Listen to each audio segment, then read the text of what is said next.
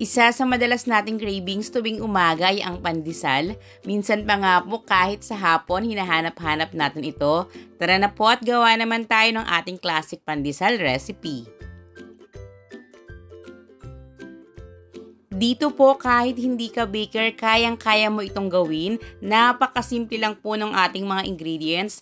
Ang importante lang po talaga, huwag natin itong mamadaliin. Pagpahingahin po natin yung ating magagawang dough. Bali sa ating mixing bowl, pinagsama-sama lang naman po lahat ng ating mga sangkap. Ang buong listahan po ng ating mga sangkap ay nasa ating description box. Kapag hindi nyo pa rin po talaga mahanap, makikita nyo pa rin po ito sa bandang dulo nitong ating video.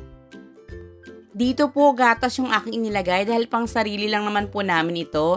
Pero kung gusto nyo na po itong gawing pang negosyo or para po mas mura yung inyong mga sangkap na magagamit, pwedeng palitan nyo na lang po ito ng tubig. At pwede nyo po itong masahin ng mano-mano na sa 15 minutes lang. Pero syempre, kung available naman po sa inyo ang stand mixer katulad nito, pwede pong ito yung inyong gamitin. Ang ginagawa ko lang po, minimix ko po muna ito ng nasa number 1 ng 1 minuto. Then after nyan, ina number 2 ko na po ito at imimix ko po for another 11 minutes. Total of 12 minutes po yung ating mixing time.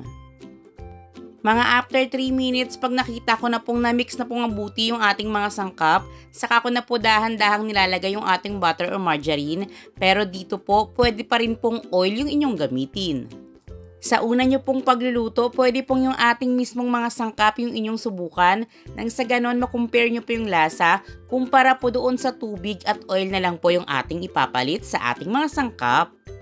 Ang gamit ko nga po palang harina rito ay all-purpose flour, pero kung sakaling ang available po sa inyo ay yung first class or yung tinatawag pong bread flour, pwedeng yun po yung inyong gamitin.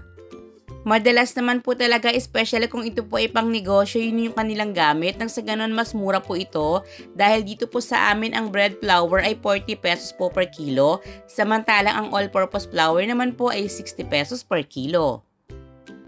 Ngayon po, nilalagyan ko lang po ng oil itong ating dough at binibilog ko lang po ito. Then, saka naman po natin ito i-rest ng 1 oras. Depende pa rin po ito sa lugar nyo kung mas mainit or mas malamig po sa inyo. Bali, tinakpan ko lang po ito ng malinis na plastic at after po ng 1 oras, balikan po natin yung ating dough. Ngayon po, i-cut na natin sa laki na gusto natin.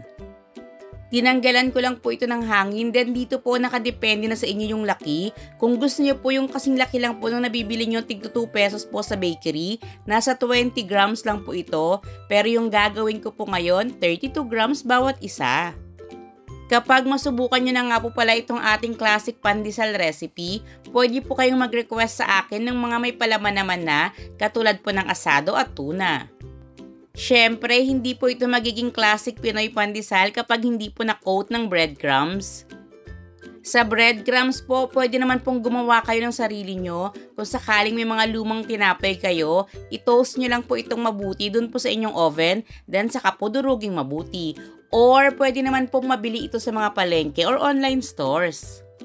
Saang lugar na po kayo nakakaabot itong ating mga video, mag-comment naman po kayo nang sa ganon makapagpasalamat naman po sa inyo ang inyong mommy loves. Dito po sa tig 32 grams na putol sa ating pandesal, makakagawa po tayo ng 26 pieces. Then tatakpan lang po uli natin ito ng plastic at i-rest po natin ito ng 1.5 hour hanggang sa 2 oras. Or hanggang sa makita nyo po na halos tagdoble na po yung size ng ating pandesal. Then, isa lang naman po natin ito sa preheated oven ng 180 degrees Celsius ng 15 to 17 minutes. Yung 15 minutes po, saktong-sakto lang. Kung gusto nyo pong mas matoast yung pinakalabas, paabutin nyo po ito ng 17 to 18 minutes. Nakadepende na po ito sa inyo. Basta i-check nyo lang po after 15 minutes yung inyo pong nilulutong pandesal. At isa po sa gustong-gusto kong makita sa tuwing nagluluto ako ng tinapay, kung paano po ito umaalsa. Talaga naman pong pinapanood ko ito at tuwang-tuwa ako. After 15 minutes po, ganito po yung ating pandesal. Katulad nga po ng sinabi ko sa inyo kanina, kung gusto niyo pong mas toasted, dagdagan niyo po ng ilang minuto yung inyong pagluluto. Ito pong ating pandesal recipe, tested ko na po. Basta sundin nyo lang po yung mga sangkap. Kahit abutin pa po ng ilang araw, napakalambot pa rin po. And charan! Heto na nga po mga palalods yung ating mainit-init pa talaga.